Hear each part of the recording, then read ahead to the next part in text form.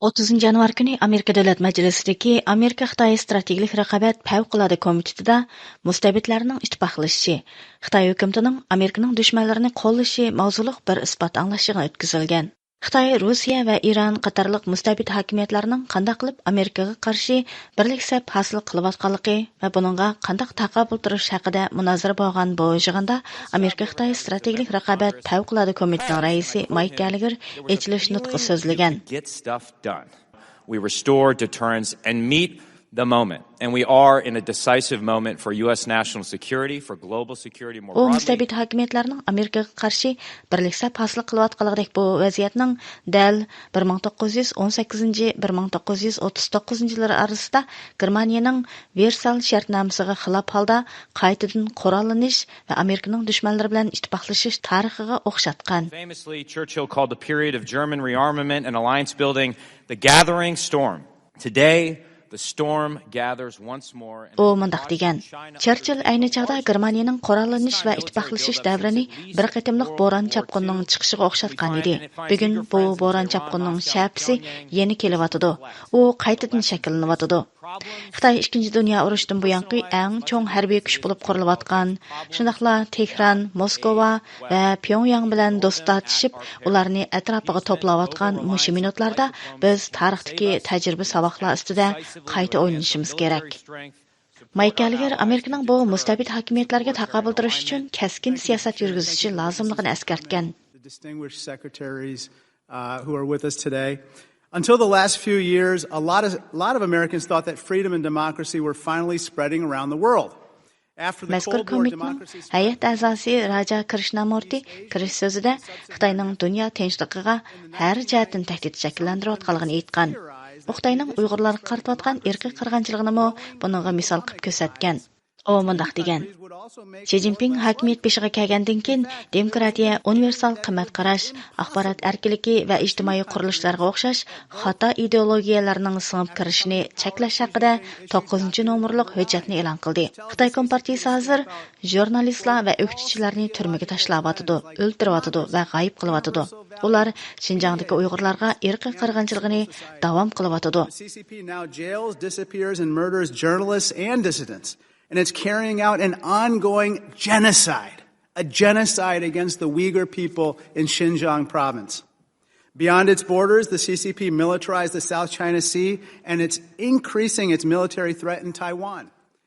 Raja Krishnamurti so'zida yana Xitoy hukumatining zo'rayotgan harbiy kuchi, Janubiy dengizdagi ig'vogarchiligi va boshqa mustabid kuchlar bilan til beriktirish orqali paydo qilayotgan xirislarni tilga ilib, bizning demokratiyamiz, qimmat qarashlarimiz hech qachon bundaq ig'ir tahdidga uchrab boqmagan degan. Thank you, and I yield back.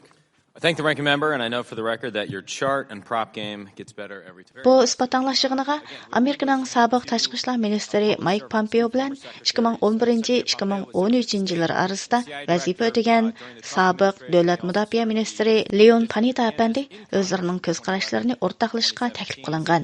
Amerikaning diplomatiya va istixborot sohasida xizmat ko'rsatgan bu ikki zot yig'inda dunyodagi vaziyatning bag'ansiri murakkablashayotganligini, demokratik qimmat qarashlarning kuchli xirisga duch kelayotganligini ta'kidlashgan.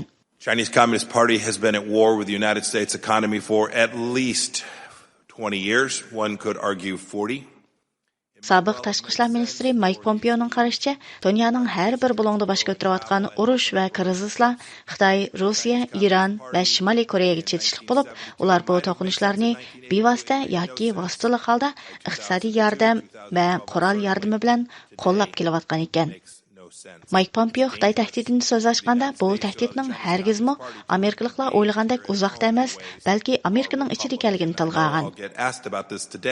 But I think it's important that when we think of the challenge from the Chinese Communist Party, we think not only about Taiwan, not only about the South Pacific and about the First Island chain, but about Los Angeles and Denver. Biz Xitoy Kompartiyasi paydo qilayotgan tahdid haqida o'ylanganimizda ko'z oldimizga faqat Tayvanni keltirsak bo'lmaydi. Aksicha biz Los Angeles, Denver, poytaxt Washington, Chicago va mening yurtim Kansasni ko'z oldimizga keltirishimiz kerak. Xitoy Kompartiyasi darvozamizning ichida turib, bizning manfaatimizga qarshi jiddiy harakat qilyotidi degan. Mike Pompeo Xitoy Kompartiyasiga taqobil turishning ikki partiya o'rtasidagi siyosiy masala emas, balki negizlik masala ekanligini, shunga Cumhuriyetchilar va demokratchilardan iborat har ikki partiyaning o'rtaq bir nishon ustida birlashib, zich hamkorlashishi zarurligini ta'kidlagan. But I must say, the work that they continue to do to confront the challenge of China, Pompeo bandiyani o'zining Biden hukumatining bir qism tashqi siyosatlarini tanqid qismi, biroq Xitoy tahdidiga taqobil turish tirishchiligini davom qilganligidan xursand bo'lganligini tilga ilib o'tgan. Amerikaning sobiq davlat mudofaa ministri Leon Panetta bo'lsa, so'zida xatarning zo'rligini ogohlantirgan. Look, we live in a dangerous world in which tyrants and autocrats and terrorists are challenging and attacking democracies. And so they're threatening our values. They're threatening our interests and our national security. Biz xatarlik dunyoda yashayapmiz. Dunyoning har qaysi joylaridagi mustabidlar G'arbning qimmat qarashi va manfaatiga jang e'lon qilib, demokratiyani davlat boshqarishning nachar andisi sifatida inovatsiz qilishga tirishyapti degan. U buning to'r dunyosida saxta uchur tarqitish va tashviqot harakatlarini qilish, Xitoy va Rossiya qatorliq davlatlarning oz tepiladigan mineral modda qatorliqlarini Amerikaga qarshi iqtisodiy qurolga aylantirish, mustabidlarni kuzatish va tajovuzchilikning oldini olish uchun loyihalangan xalqaro organlarni buzish qatorliqlarda o'z ifodasini tepayotganligini bildirgan. Panetta so'zida Xitoy paydo qilayotgan tahdidning zo'rligi haqida maxsus to'xtalgan. But it is important that we never underestimate Xi Jinping, because he will use every opportunity to undermine the stability of the United States. Biz Xi Jinpingga qat'iy sal qaramasligimiz kerak. Chunki u Amerikaning muqimligiga buzg'unchilik qilgan har qanday bir fursatni qo'ldan bermaydi deb eskartgan.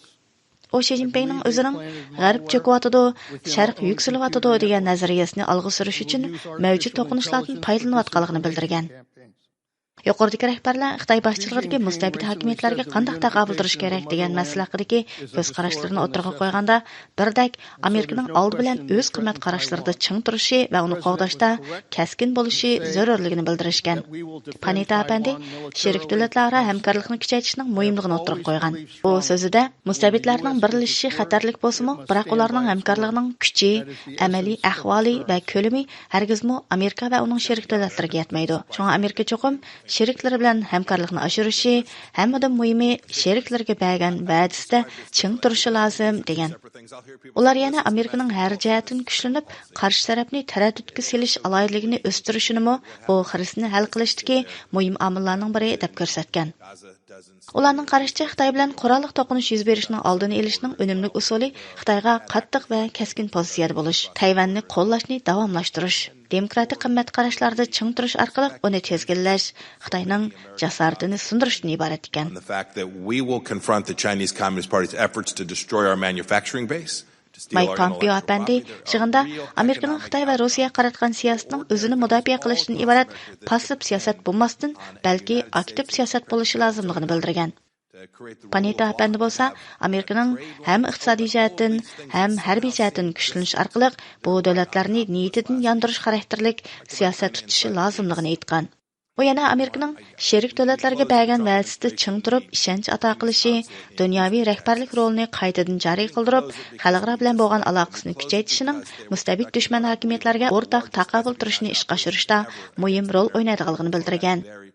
Bu isbot anglashig'ida har ikki guvohlik berguvchi Xitoy, Rossiya, Iran va Shimoliy Koreyaning dunyoda mustabidlikni ilgari surish uchun harakat qilayotganligini va Xitoyning buningdagi asosli rolchi ekanligidek ideyani o'rtaq olg'a surgan. Hurmatli radio tinglovchilar, sizlar yuqorida 30 yanvar kuni Amerika Davlat Majlisidagi Amerika-Xitoy strategik raqobat favqulodda komiteti o'tkazilgan isbot anglash yig'ini haqidagi tafsiliy xabarni angladinglar. Buni Irada tayyorladi.